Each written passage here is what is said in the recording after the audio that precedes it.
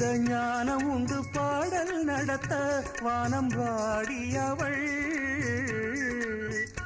அவள் பூவிழி சிரிப்பினில் பூலோகம் மயங்கும் பொல்லாத புன்னகை கலங்க வைக்கும் நல்ல புகழும் பெரும் பொருளும் அவள் அடைகின்ற காலம் வரும் பூந்தேனில் கலந்து பொன்வண்டு எழுந்து சங்கீதம் படிப்பதென்ன தள்ளாடி நடப்பதென்ன